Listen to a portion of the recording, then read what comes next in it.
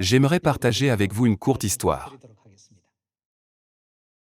Charles Lindbergh, un aviateur américain, a été la première personne à avoir traversé l'océan Atlantique en avion. Il est inscrit dans l'histoire pour avoir effectué le premier vol sans escale, de New York à Paris. En vieillissant, son corps est devenu l'inertiel. Finalement, l'inertie lui a enlevé toute sa confiance.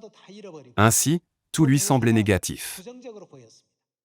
Chaque fois qu'il disait quelque chose, seuls des mots négatifs sortaient. Il n'arrêtait pas de se plaindre et de murmurer, disant qu'il ne pouvait rien faire. Tout cela était dû au fait qu'il avait peu de confiance en lui-même.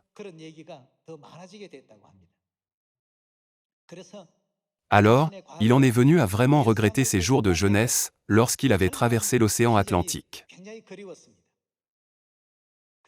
Il a visité le musée où son avion était exposé.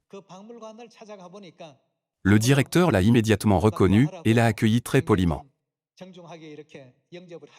Lindbergh a partagé ses souvenirs des jours passés. Il a ensuite demandé « Puis-je faire un tour dans cet avion ?»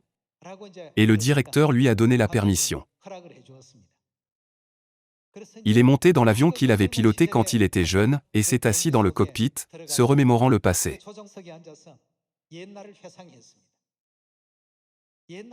Une fois, je me suis lancé le défi de voler sur une longue distance de New York à Paris, ce qui représentait plus de 5000 km. Nostalgique du bon vieux temps, il a fermé les yeux et s'est remémoré sa jeunesse pendant un instant. Après un moment, il a ouvert les yeux. Ensuite, il a réalisé qu'il n'y avait pas de tableau de bord dans l'avion. Il était choqué. Tous les avions n'ont-ils pas un tableau de bord? Le tableau de bord indique la quantité de carburant restante et les données sur la situation de vol de cet avion, mais il n'y avait ni tableau de bord, ni altimètre dans l'avion. Ces dispositifs sont comme la bouée de sauvetage d'un avion, mais ils étaient introuvables. Lindbergh a demandé au directeur, surpris, « Comment cela peut-il être possible ?» Le directeur a répondu, « C'est ce que je voulais vous demander. Je ne peux toujours pas comprendre, même maintenant, comment vous avez pu envisager de traverser l'océan Atlantique avec un tel morceau de ferraille. C'était véritablement un vol absurde et téméraire pour traverser l'océan Atlantique avec un tel avion. Pourquoi le jeune Lindbergh a-t-il retiré le tableau de bord de son avion? C'était pour réduire encore un peu plus le poids. Avec l'idée qu'il pourrait voler plus loin avec la quantité limitée de carburant, si l'avion était un peu plus léger, le jeune Lindbergh a imprudemment relevé le défi. Finalement, il a réussi,